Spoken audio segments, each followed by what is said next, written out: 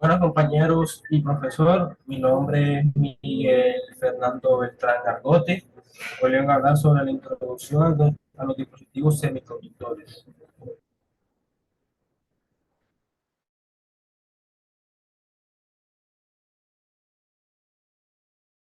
O sea, la corriente alterna es la corriente eléctrica en la que la magnitud y el sentido varían cíclicamente. Frecuencia.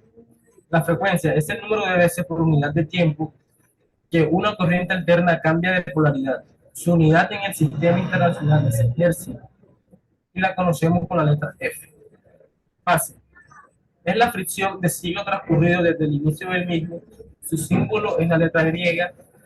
La fase indica la situación instantánea en el ciclo de una magnitud que varía así.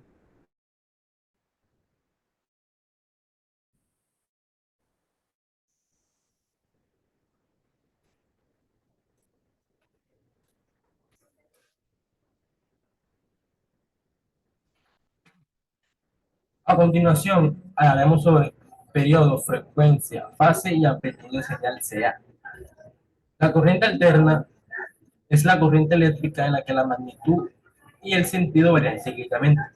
La frecuencia es el número de veces por unidad de tiempo que una corriente alterna cambia de polaridad. El sistema internacional es conocido como el hercio y lo conocemos con la letra F. Fase es la fracción de ciclo que transcurre desde el inicio del mismo. Su símbolo es la letra griega. La fase indica la situación instantánea en el ciclo de una magnitud que varía cíclicamente. Periodo es el tiempo que tarda en producirse el ciclo de SEA completo. Se denomina T. Es la inversa de la fracción. De aquí podemos ver la ecuación. Valor. Valor medio. El valor medio de una corriente alterna se define como el valor equivalente al de una intensidad continua que transporta la misma carga que la intensidad variable en igual tiempo. Es por tanto la media aritmética de los valores instantáneos de la corriente. Valor RMS. Esto define la RMS como la cantidad de potencia AC que produce el mismo calor que una potencia de C equivalente. Sin embargo, la RMS es más que eso.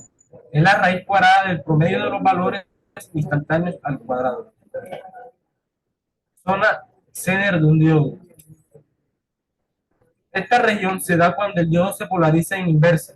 Por lo tanto, el diodo Zener se utilizará como un diodo polarizado en inversa. Una de las aplicaciones más comunes de estos diodos es poder regular el voltaje. Un diodo normal también tiene una zona de ruptura, pero no puede funcionar en él. Sin el Zener se puede trabajar en esa zona. La potencia máxima que resiste la zona Zener, la zona de ruptura, zona Zener. En la zona de ruptura se produce el efecto avalancha o efecto Zener. Esto es, la corriente aumenta bruscamente. Corriente de fuga inversa. Es la pequeña corriente